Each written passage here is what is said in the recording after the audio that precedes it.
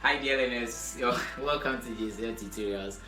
I am sure you are wondering why I'm coming to you from this side, and it's a great time being here once again with you. This is JCL Tutorials, as you already know.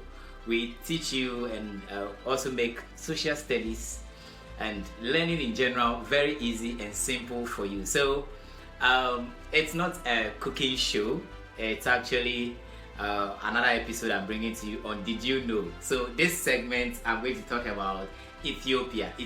So Ethiopia, one of the Eastern African countries that has become so popular, an Asian country for that matter.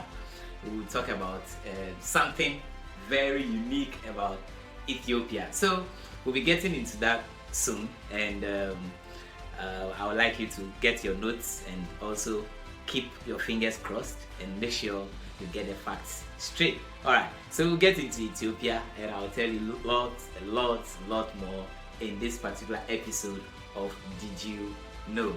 You're watching JCL Tutorials. Yeah, I think let's get there now. Alright.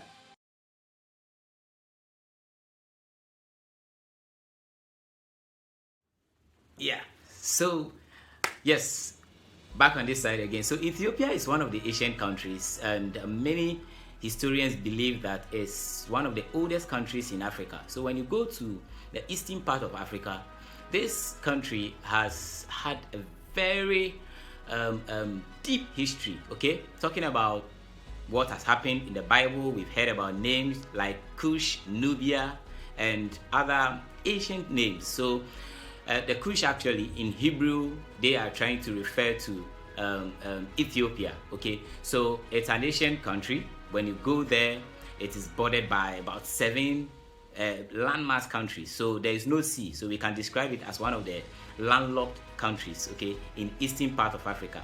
Why do we call it the Horn of Africa? When you go there, it has a lot of highlands ranging from 4,500 meters above sea level. Okay, so that's so interesting, very unique, and people have something special to say about Ethiopia, because among all the landlocked countries in the world, Ethiopia seems to be one of the most populated. Okay, so when you look at its setup historically, it was called Abyssinia. So going back to our question, or our main question in this Did You Know segment, people ask, why was it never colonized? Or why is it said that Ethiopia is one of the countries that was never colonized?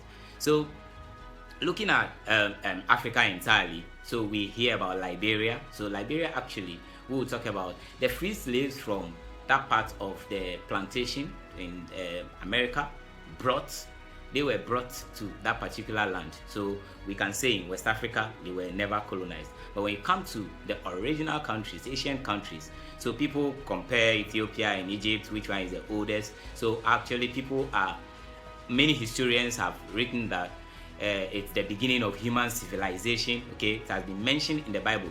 The King James Bible alone mentions Ethiopia for about 37 times.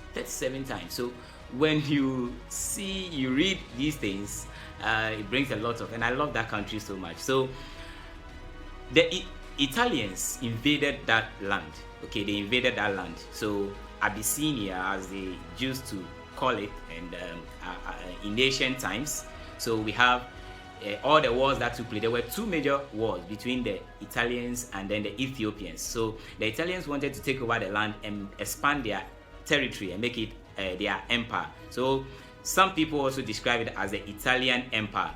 So we get to where or why people say it was never colonized. The people actually resisted the Italian control.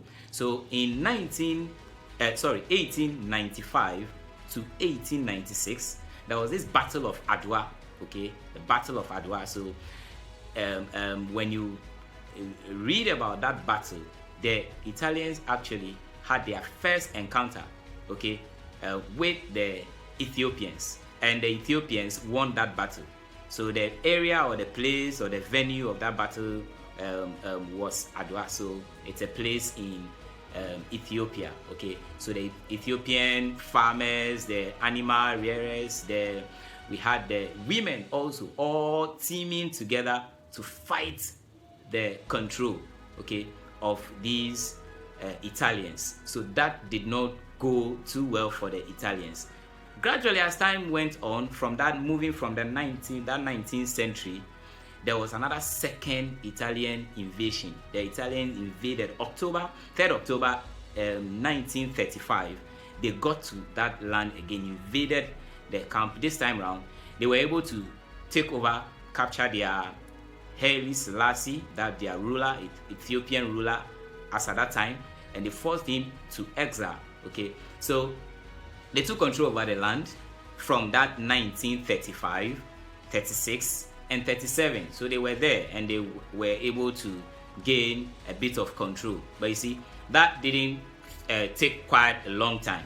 The people, the local people, the natives, as powerful as they are, as united as they are, came together again to prevent the Italians from ruling over them or taking control, colonizing them for a very long time. So that did not happen. Okay, so around just the invasion happened, was a success on the side of the Italians, but the control wasn't didn't take too much time. So by 1941, that's 5 years later, the people had taken their land back, forcing the Italians out of their land. So that was the second Italiano-Abyssinia War, okay, or the second Italian-Ethiopian War.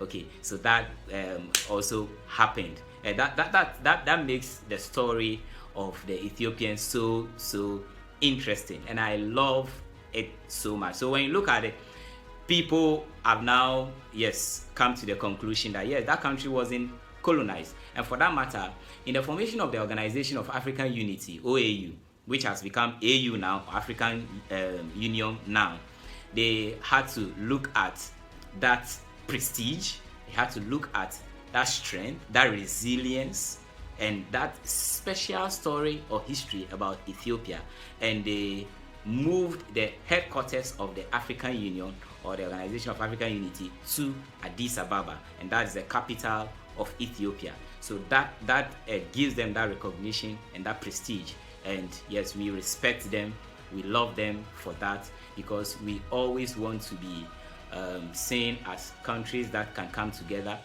As Pan-Africanism will preach, and then we want to bring all African countries together, because I know one of the top most qualifications of a country to be a member of African Union is to be an independent country. So many fighters, leaders in Nkrumah and great leaders in Africa have done their best to bring the African countries together to be able to resist external influence, oppression, colonial influence, and so on and so forth, or imperialists taking them out of our land. So we still need to continue with this dream. Ethiopia has shown that example, that resilience, and they've been able to fight this, and they've succeeded. So any African country can do that. Yes, the Gold Coast did it, but we still see a lot of things that kind of imply that there is a form of new colonialism. I think that we have to be more united, have to understand ourselves. We are one people, we need to fight common dreams, support each other on this particular continent. It's a great continent, second largest continent, and Africa is so great. So that is what I want to bring to you concerning Ethiopia. Great country, powerful country. When you get there, a lot of, so they officially speak the Amharic. So the Amharic is an official language over there. They have several languages too. I know English is spoken in Ethiopia, and they have South Sudan, Sudan itself, Somaliland, Somalia, Eritrea. Eritrea is one of the countries. So during that battle of Adwa, okay, and when the Ethiopians realized that some of the Eritreans, okay, their neighboring people have, they regarded them as traitors. They were mutilated. So they captured them and killed them because they felt they've been traitors. We are one with you, and you have collaborated with the whites to invade our land. So that is one thing. That is one thing we have to understand. Unity. We need to come together and protect one another. We are all Africans, and God bless Africa. God bless everyone, and we pray that this continent will be one of the greatest. It is the greatest, but we keep pushing to have a lot of countries see themselves as great, come together and be united and fight. So that is what I'm bringing to you on Did You Know segment for this time. Thanks for being with me here, and I'll be coming your way with more interesting lessons and facts. Okay, all right, thank you. If you have questions, put them in the comment box, and continue to like the videos, share with other people out there, and let's make Africa great and strong. Thanks for watching. Bye for now.